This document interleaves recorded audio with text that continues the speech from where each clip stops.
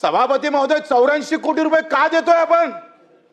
Even आम्ही मुख्यमंत्र्यांनी हे म्हटलं का हे बरोबर नाही आहे, यामध्ये बदल करा. आणि त्यांनी सांगितलं हे 82 कोटी रुपये वाचवा, काही गरज नाही, कुठेही प्रशिक्षण घेत नाही. मी हे मुच्छी काढून टाकन. सभापती महोदय, या कंपनी जर एखादा रोल, एखादी शई, एखादा ट्रोनर काही पुरवलं असेल, प्रशिक्षण घेतलं असेल तर मुच्छी उखाड के घुमाऊंगा बच्ची करू. एका सगळ्या ग्रामपंचायतचे ठराव माझ्याकडे आहे. यांनी कुठेही आम्ही पाहतोय कुठलंही प्रशिक्षण घेतलं नाही, बसल्या बसल्या कंपनीत 84 कोटी रुपये उखडतं. वा. आणि आमच्या संगणकाला 10,000 रुपये पगार. अरे तुम्ही कामगार कायद्याखाली किमान वेतन 18,000 आहे. मंत्री महोदय, आपण 10,000 काय होतो? मला वाटते याचं तुम्हाला निश्चित गांभीर्यपणे तुम्ही याचा विचार करेल. मानधनासह राष्ट्रीय ग्राम स्वराज्य अभियान आहे, त्याच्या अंतर्गत डायरेक्ट नियुक्ती करा. आता याचा प्रवास काय गमतीचा आहे लक्षात घ्या. मंत्री महोदय, तुम्हाला माहित आहे 2 प्रकारचा निधी भेटतं. 15 वित्त आयोग एक निधी देतं आणि ग्रामपंचायतच्या काही स्वनिधीतून पैसे जाते. ग्रामपंचायत पाठवते जिल्हा परिषद पाठवते RGS ला, आणि मग RGS काय करतं, पुन्हा जिल्हा परिषदले, पुन्हा पंचायत समितीले, पुन्हा ग्रामपंचायतले, मग कर्मचाऱ्याले. वा. हा जो प्रवास आहे याची गरज काय? डायरेक्ट RGS मधून तुम्ही ग्रामपंचायतच्या त्या कर्मचाऱ्याच्या खात्यात टाका ना बाबा. ते केलं पाहिजे तुम्ही. बिलकुल जात नाही. माझ्याजवळ सगळे कागदपत्र आहे. माझ्या तुमच्या अधिकाऱ्यांना सचिवांना दिलेलं पत्र आहे माझ्याकडे, मी ते तुमच्या समोर ठेवतो लागंतर. हे सगळी माहिती अशा प्रकारचं चुकीची जी पद्धत आहे सभापती महोदय, तुम्ही ग्रामीण भागातून येत आहे, म्हणजे आपण पाहतो जसा पूजेले ब्राह्मणाचा हात लागला पाहिजे तसा हा जो हात लावण्याचा प्रकार आहे ना, हा खऱ्या अर्थानं बंद करा. डायरेक्ट RGS मधून ग्रामपंचायतच्या खात्यात. हे दोघांसाठी प्रश्न आहे. ग्रामपंचायत कर्मचाऱ्याचं आपण तसंच करतोय आणि ग्रामपंचायत संगणक परिचालकासाठी पण तसंच करतोय. हे पद्धती बंद केली पाहिजे. डायरेक्ट त्याच्या याच्यात पैसा गेला पाहिजे. हे झालं संगणक परिचालकाचं. आता ग्रामपंचायत कर्मचाऱ्याचे पुन्हा 3 प्रश्न आहे, ते नंतर विचारतो.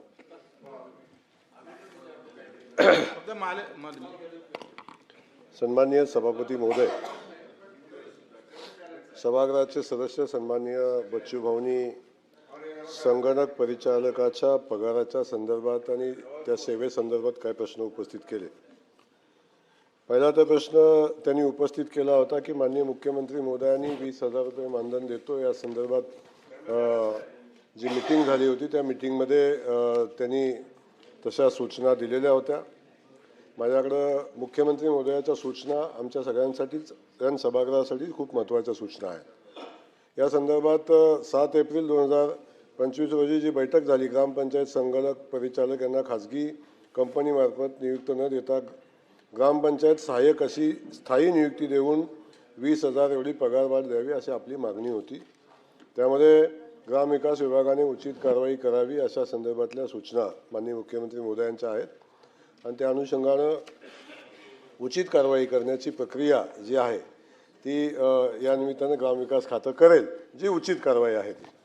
आपल्याला मी या निमित्तानं सांगेन सभापती महोदय, या संगणक परिचालकाच्या नेमणुका हा पहिला तर 2011 ते 15 संग्राम प्रकल्प म्हणून एक प्रकल्प पुढे आला आणि महाऑनलाईन शासनाच्या कंपनीकडून त्याची नेमणुका झाल्या. त्यानंतर आपले सरकार सेवा केंद्र 2016 ते 2024 CSCच्या माध्यमातून शासनाच्या कंपनीच्या माध्यमातून जी केंद्र सरकारची कंपनी आहे त्या कंपनीच्या माध्यमातून यांच्या नेमणुका झाल्या. आणि ह्या नेमणुका होत असताना कधीही कर्मचारी म्हणून झालेल्या नाहीत. या नेमणुका ग्राम उद्योजक म्हणूनच झालेल्या आहेत. आणि यातून या सगळ्या सेवा देत असताना संगणक परिचालक ही व्यवस्था आपण उभी केली की ग्रामपंचायतीमध्ये जेव्हा सगळं डिजिटलाइज झालं तेव्हा कॉम्प्युटर ऑपरेटर म्हणून त्याच्या नेमणुका वास्तविक झाल्या. आणि ते करत असताना त्याला मानधन देत असताना त्या मानधनाच्या प्रक्रिया त्या परिस्थितीमध्ये झालेल्या होत्या. या जर सगळ्या सेवा आपण दिल्या तर त्याला चांगलं उत्पन्न या माध्यमातून त्यांनी मिळवावं. उद्योजक म्हणूनच त्याची नेमणूक आहे आणि हे काम त्यांनी करावं हा त्याच्या मागचा आमचा उद्देश होता. आणि त्यातून त्यांनी आता व्यावसायिक दाखले देण्याची एवढी मोठी लिस्ट आहे. याच्यामध्ये किती पैसे मिळतात दाखला दिल्यानंतर याची लिस्ट आहे. तर हे दाखले ह्या सेवा दिल्या पाहिजेत ग्रामपंचायत, त्या सेवा ग्रामपंचायतीमध्ये मिळाल्या पाहिजेत. यासाठी बच्चूभाऊ आपणही प्रयत्न केले पाहिजेत. त्या संगणक परिचालकाला सांगितलं पाहिजे या सगळ्या सेवा तुम्ही ग्रामपंचायतीमध्ये द्या. लोकांना तालुक्याच्या ठिकाणी हेलपाटे घालायला लावू नका, सेतू केंद्रामध्ये जायला लावू नका, बाकीच्या व्यवस्था करू नका. त्यामुळं अनेक संगणक परिचालक हे खूप चांगलं काम करतात या निमित्तानं, आणि त्यातून त्यांनी अधिकचे उत्पन्न मिळवावं अशा पद्धतीची शासनाची भूमिका आहे. त्यामुळं आपण या संदर्भात त्यांना वारंवार प्रशिक्षणाचा विषय आपला आला, मध्ये जी कंपनी आहे त्याच्या संदर्भात विषय आला. कंपनीचं फक्त टोनर देणं आणि रोल देणं एवढा विषय नाही बच्चूभाऊ, त्याचं या ठिकाणी कंपनीनं सॉफ्टवेअर देण्याची जबाबदारी आहे. एक आपण टोनरचे पैसे आणि त्या रोलचे पैसे देतो असं नाही.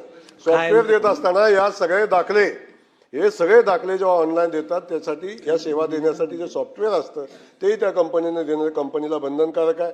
अशा पद्धतीचं सॉफ्टवेअर देत असताना मध्यंतरी 1 वर्षाच्या कालखंडामध्ये काही अडचणी आल्या, त्या कंपनीचं टेंडर त्या कंपनीला आम्ही काम संपलं, त्या कंपनीला थांबवलं. आता नव्यानं आम्ही सॉफ्टवेअर डेव्हलप करून नव्यानं त्या कंपनीला अपॉइंट करण्यासंदर्भात हायपॉवर कमिटीला आमचा प्रस्ताव आहे. हायपॉवर कमिटीमध्ये तो प्रस्ताव मंजूर झाल्यानंतर ती प्रक्रिया केली जाईल.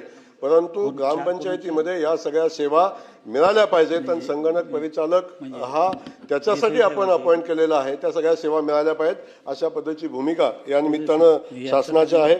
आपण पगारवाढीच्या संदर्भात जी भूमिका सांगितली या ठिकाणी, मानधनाच्या संदर्भात पगारवाढीच्या संदर्भात सांगितलं की डायरेक्ट दिला पाहिजे. आता ग्रामपंचायतीतून ते पैसे येतात, ते पैसे RJSला येतात, जिल्हा परिषदेच्या माध्यमातून RJSला आल्यानंतर मात्र तो पगार संगणक परिचालकाच्या अकाउंटमध्ये जायला पुन्हा ग्रामपंचायतीमध्ये जायला लागत नाही.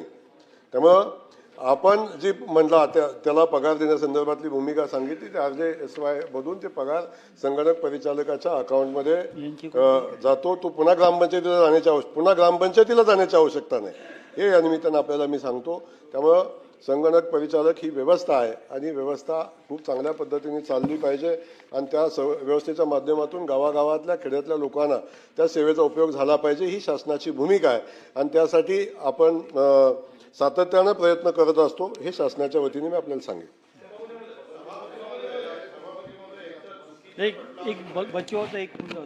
पटलावर येऊ नये हा आपण ग्रामपंचायत निहाय संगणक परिचालक आपण नेमलेले आहे, हे तालुक्यावर नेमले नाही. मंत्री महोदयांना माझा लक्ष धरून द्यायचं आहे की तुम्ही जे सांगताय का हा बाहेर बसतं आणि बाहेरच कमावतोय, हे फार चुकीची माहिती कोणत्या अधिकाऱ्याने दिली ते मला समोर ठेवा. हे फार चुकीची माहिती येत आहे रेकॉर्डवर. अशी रेकॉर्डवर चुकीची माहिती येऊ नये. या ग्रामपंचायत परिचालक संगणक परिचालक असं त्याचं नावच आहे, त्यानंतर तो तालुक्यावर बसायचा काही संबंधच नाही आहे. माझं पहिले ऐकून घ्या तुम्ही, आता मी तुमचं ऐकून घेतलंय. माझं असं म्हणणं आहे का हा कुठल्याही प्रकारची वेगळ्या पद्धतीनं कुठं काय बसतं, तुमचं असं म्हणणं आहे का एखाद्या हॉस्पिटलमध्ये सरकारी रुग्णालयात एखादा डॉक्टर आहे, त्याचा खाजगी हॉस्पिटल आहे, त्याच्यातून किती पैसे कमवतं हे सांगताय? एखादा आमदार आहे तो कमिशन किती खातं हे सांगायचं आहे का तुम्हाला? हे अशा पद्धतीनं टवाळणी करू नये. माझं काय म्हणणं आहे का त्याला भेटणारं मानधन 10,000 आहे, ते वाढलं पाहिजे. तो कर्मचारी आहे का कामगार आहे ते सांगितलं पाहिजे. कोण आहे तो, कर्मचारी आहे का कामगार आहे, याचं उत्तर द्या तुम्ही. तुमच्या ग्रामपंचायतचा आणि खाजगी कंपनीला तुम्ही 84 कोटी देता कशाला? काय गरज आहे? कुठली आली ही कंपनी? आणि हेच पैसे त्या संगणक परिचालकाला द्या ना तुम्ही, त्याला का देत नाही? आणि मग मुख्यमंत्र्यांनी सांगितलं का केला याला ग्रामपंचायत सहाय्यक म्हणून नेमा आणि त्याला 20,000 वाढवून द्या. आणि हे जे आम्ही पाहतोय जिल्हा परिषद, मग पंचायत समिती, मग कंपनीतून मग ग्रामपंचायतचा तो सहाय्यक याच्यात पगार जातं. हा जो प्रवास आहे तो थांबवा. असे 2च उत्तर तुमच्याकडून आम्हाला अपेक्षित आहे. पहिला बच्चू भाऊ, आपण माझं उत्तर व्यवस्थित ऐकलं असतं तर ह्या प्रश्न विचारायची आवश्यकता बसली नसती. मी कधी सांगितलं नाही की तालुक्या लेवलला बसून तो करतो, ते ग्रामपंचायतीमध्येच ह्या सेवा दिल्या पाहिजेत हा विषय येतो. आणि या पैसे भेटतात या संदर्भात या सेवा देत असताना या सेवा ग्रामपंचायत संगणक परिचालकाला तो सेवा देण्याचा अधिकार आहे आणि तो अधिकार त्याला दिलेला आहे. आणि त्या संगणक परिचालकानं ग्रामपंचायतीमध्ये बसून, ग्रामपंचायतीचं ऑफिस, कॉम्प्युटर ग्रामपंचायतीचं ऑफिसमध्ये बसून या सेवा या गावातल्या जनतेला देणं अपेक्षित आहे. त्यामुळे त्याने तालुक्यात बसावं नाही बसावं, मी तालुक्यामध्ये सेतूची सेवा असते ती तालुक्यात जाऊन लोकांना सेवा घ्यायला लागते, ते गावागावामध्ये मिळते हे तुम्हाला सांगितलं. त्यामुळे उत्तर जर व्यवस्थित ऐकलं असतं तर एवढा ताण घ्यायची गरज भासली नसती. त्यामुळे मी आपल्याला या निमित्तानं सांगेन की ही जी परिस्थिती या ठिकाणी निर्माण झालेली आहे किंवा आपण जी म्हणताय त्यामध्ये आपण गावागावामध्ये महाई सेवा केंद्र तालुक्यामध्ये आपण काढायचा प्रयत्न करतो, त्यातून सेवा द्यायचा प्रयत्न करतो. हा ग्राम उद्योजक म्हणून याची नेमणूक आहे, हा पहिला विषय आहे. त्यानं हा उद्योग व्यवसाय केला पाहिजे की हे दाखले देणं, बाकीच्या सेवा देणं हाही त्याच्यामध्ये केला पाहिजे. पूर्ण उत्तर होऊ द्या ना. चला अजून पुढचा प्रश्न. काय उत्तर सांगायला पाहिजे. असं तसं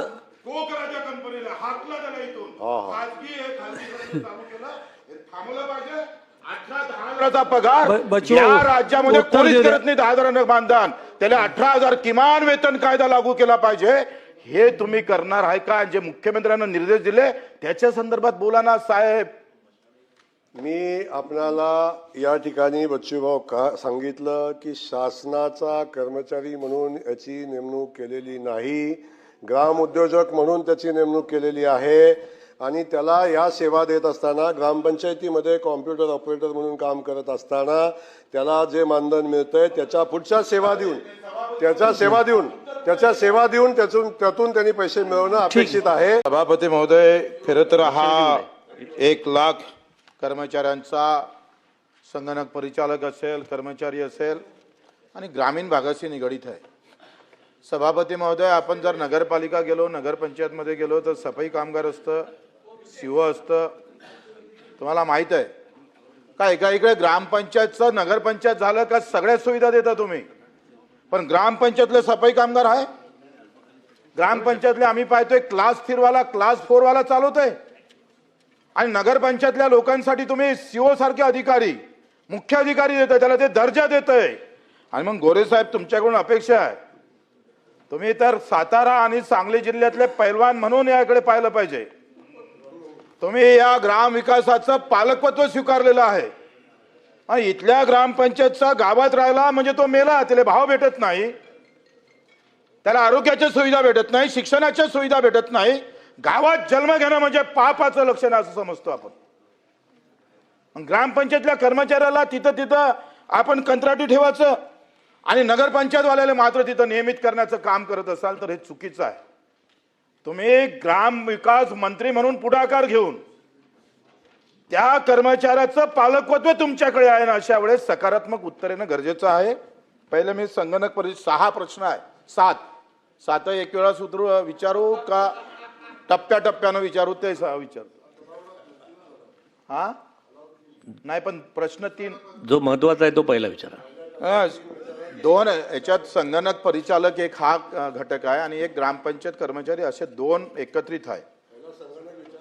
संगणक परिचालक 7 एप्रिल 2025 माननीय मुख्यमंत्री देवेंद्रजी फडणवीस साहेबांनी एक निर्देश दिलेला होता. बैठक झाली होती मी रायगडच्या उपोषणानंतर, आणि त्यांना सांगितलं का यांचं 20,000 रुपये मानधन करावं. ते आपण कधी करणार? आपण जर पाहिलं, माझ्यावर इथे उत्तर आहे.